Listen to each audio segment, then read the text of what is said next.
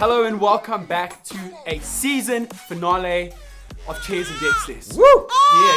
I know. Guys, stop crying. There we go. Hold back the tears. I know, guys. We do come to a conclusion of this wonderful maiden season of Chairs and Deathstairs. For those of you guys tuning in for the first time, Chairs and Deathstairs is and will be a hilarious YouTube show where we interview South Africans about intellectual stuff and talk a lot of shit. Just so you know, it's in the tagline.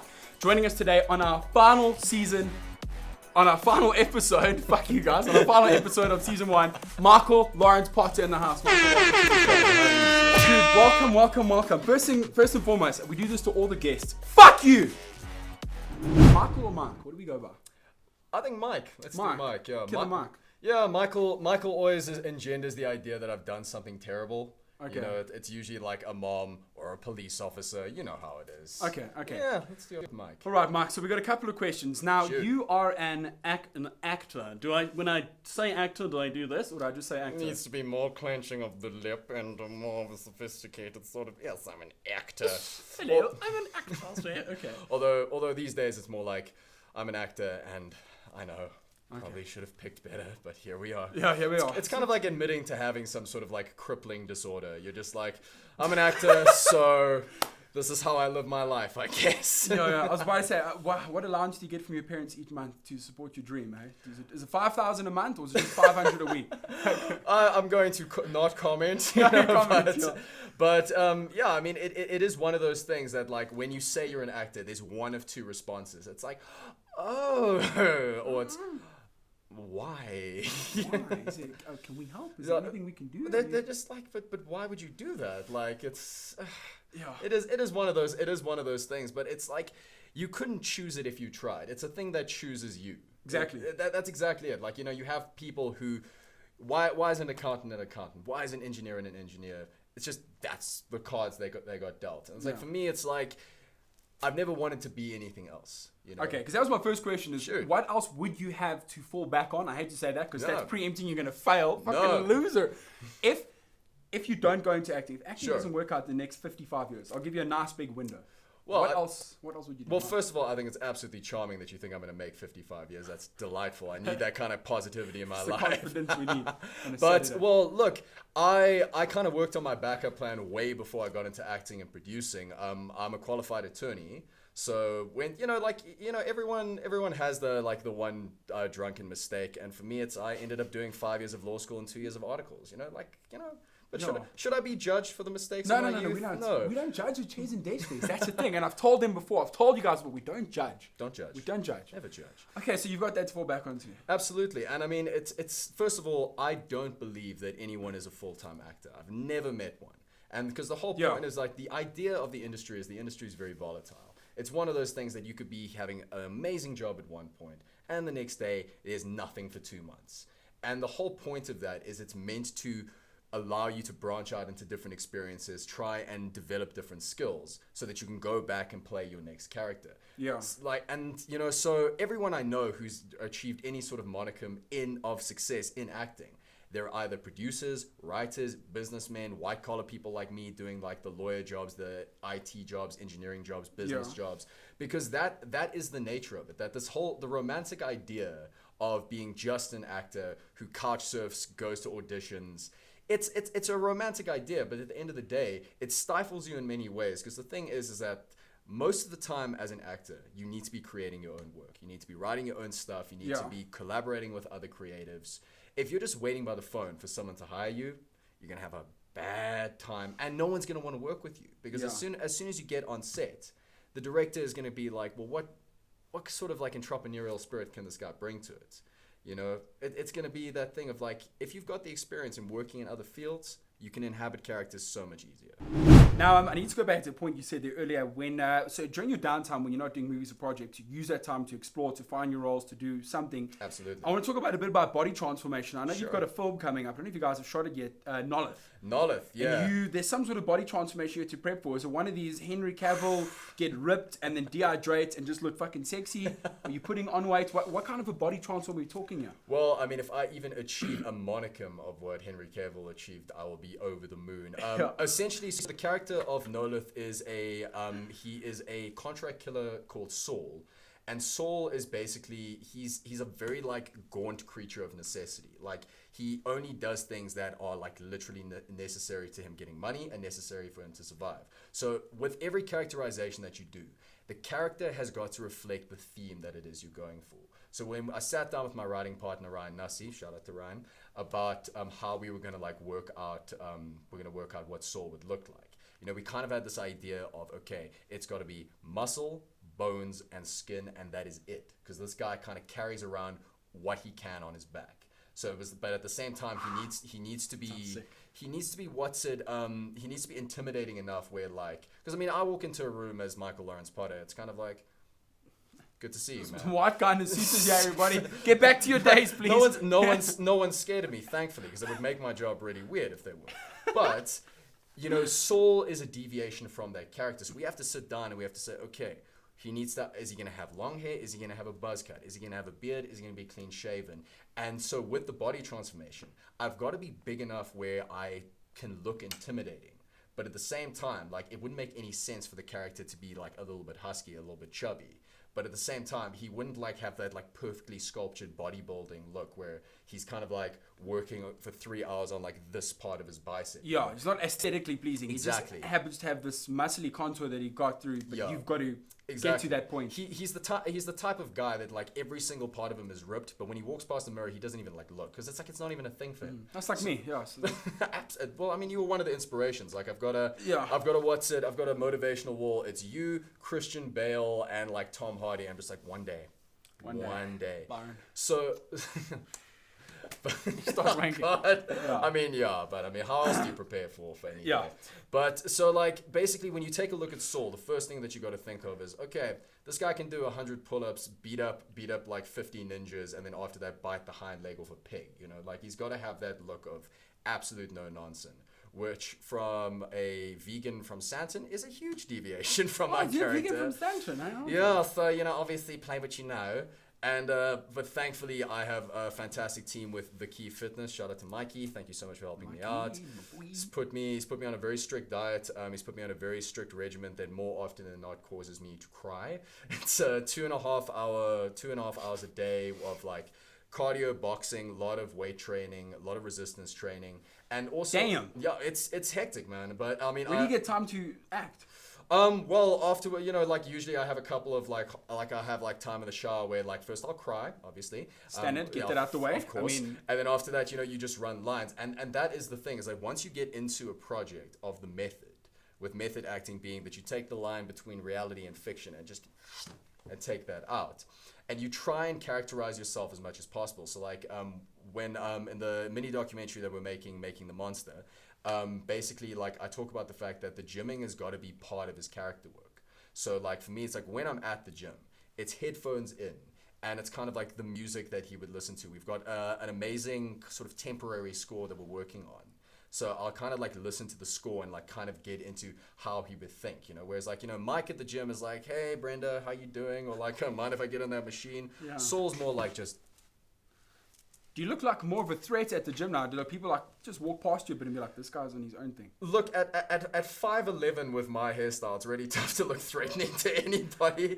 But like you do have to embody that sort of intensity where it's like you have to feel as though you're this big in order to portray that you are that big. Yeah. But I mean, I haven't gotten any weird looks at gym yet. But as soon as they do, you'll be the first one to know. Please, yeah. I suppose, yeah, but you're starting to look intimidating and being confident with looking like that. You don't want to be on set first day and today's the first time I've experienced this. You're like, no, have you been practicing for the last 3 months? You're like, yep. Yeah. Which is why they got you, which is why they got the best. Sure. Well, I mean, that remains to be seen. And the thing, and that's the thing about anything to do with film, is that it can be taken away in a second.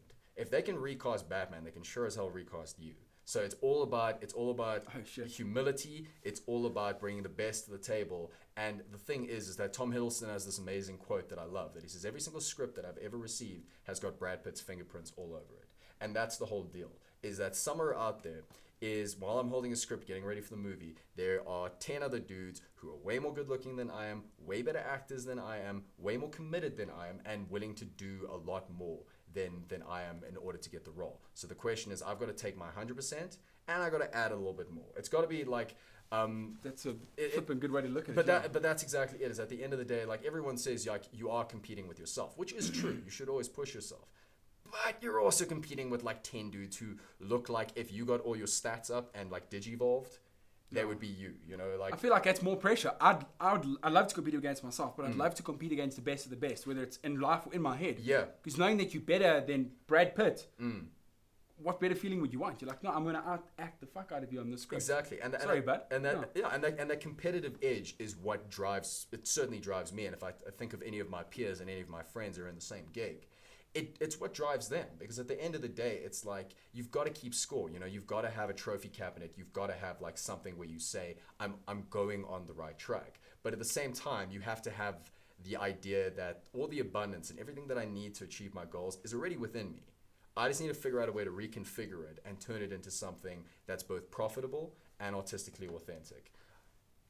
Right. Yeah. Yeah, you got distracted. I didn't. I'm a professional. I was listening to you. I saw that. Can I ask, just for you guys who don't know, we do a little flashing system. So what Mark saw there was a flash. Our sound guy will expose his penis to us, and that means we've got a few minutes to wrap up. So It's girthy. what I wanted to ask there was, do you think you could look into your camera, because we're going to do a zoom in and show us your most intense acting face ever, if we were to zoom into one of those slow Clint Eastwood pulls. All right. Here we go. All right. That being said, are you guys gonna add some music in post? You know, something. Of course, my something horse.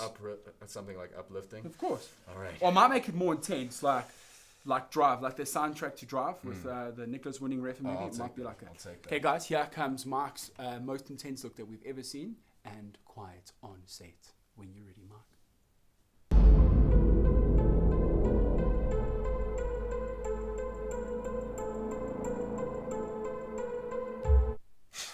Woo! I'm like really hoping that never gets edited and put like out of context. Because I know we will. If I ever get involved in some sort of scandal, that's the footage they're gonna Yeah. use.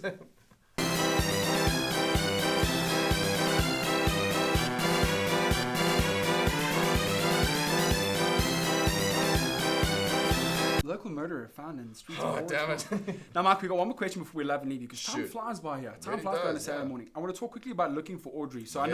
know we've got movies. I know you've also got Triggered. We haven't spoken about that, but we're going to put links in, because I'm keen to know a bit more about your live performance. Sure. So you did Looking for Audrey. I mean, did. it's pretty renowned, and you guys are taking this thing. All around the country, man. Yeah. I was about to say all around the world. Just help me out of that. So is it national, or is it also going international? It's national for now. There is very, very, very slight talks to bring it to New York in 2021. But that is all dependent on how we do in the box office this year. So help us out, guys. So basically, yeah, Looking for Audrey was a play that I wrote out of pure frustration in May of last year. Got sick and tired of waiting for work, so wrote my own. We took it to the Pop Art Theatre. I performed it with my phenomenal co-star Chanel Detoy. Chanel, love you to pieces. Okay. And we took it to Pop Art. Basically a 2-person operation. Sold out the Pop Art, which is fantastic. And since then, it's gone from strength to strength. We've got an amazing director in Saul Kemak. Saul, good to see you. Megan Miller doing character development. We've got Siamo helping us out with the backgrounds.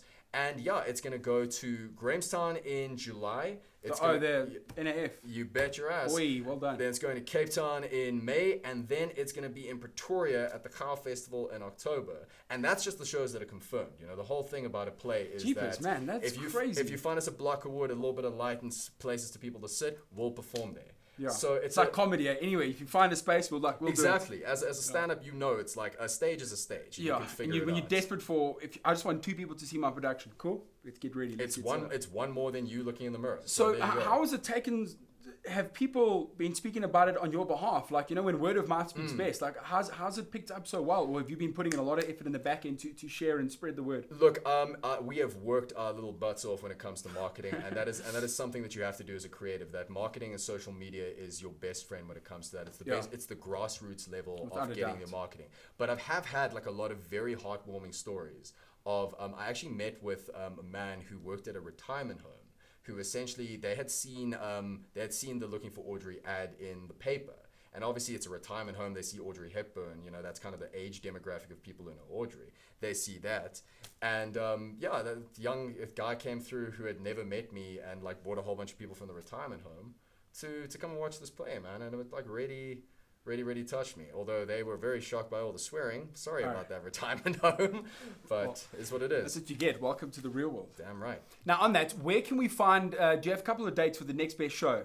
How far away is the next Looking for Audrey production? Yeah, no problem. It is going to be from the 15th to the 17th of May at the Drama Factory in Somerset West in Cape Town. Get your tickets at the Drama Factory site. There'll also be links in my profile. And yeah, all the rest of the dates will come as they are confirmed. And you can find me at What's Potting on all social media platforms. He ripped the card! Yeah, you get to scrunch that one up because we've got a bit of a tradition and I feel like we can share the burden of tossing it over our shoulder. Yo, how dramatic. Now, I know you just did a little shout out there. So before we love and leave you for today, Mark, any last shout outs? What else do we need to punt? I know a quick punt. We can find you on IMDb. We haven't really ever had people that have got their own IMDb page. So Michael Lawrence Potter on IMDb, guys. And then you said your social media details. Where else can we find you and your shit? At What's Potting, that's WHATSPOTTING, and that is on Twitter, Instagram, Facebook, and any other social media sites, certainly. Sick. And guys, thank you very much. Now that is how you do a pilot season for a show. It's 22 episodes. It's dusted. We do have a special content coming out next week. It's not an episode, but we do want you to check it. And here it is. Subscribe. There's a subscribe button. It's lingering. I'll put an ant on it. There's an ant. Would you want to put anything on the subscribe button? If you could just do like Jeff Goldblum from Jurassic Park, like lying down. Okay, like here he that. comes. There you go. He's on, and the subscribe button's gone now. Thank you guys for your patience. We'll see you next week for the special thing. Congratulations on season 1. Thank you. Season 1 wrapped, Season everybody. 1. Goodbye, good night, and sleep tight. Bye. Now, tell me your voice acting, that thing we try to do now, the preparation. Oh, all right. So before, is it posting credits? All right. I would like a proper cup of coffee. A proper cup of coffee. Made in a proper copper coffee pot. Made in a proper copper coffee pot. Made in a proper coffee pot. A proper copper coffee pot. Tin coffee pots. Tin coffee pot. Iron coffee pots. Iron coffee pot. Simply will not do. Simply will not do. So if I cannot have a proper cup of coffee made in a proper copper coffee pot.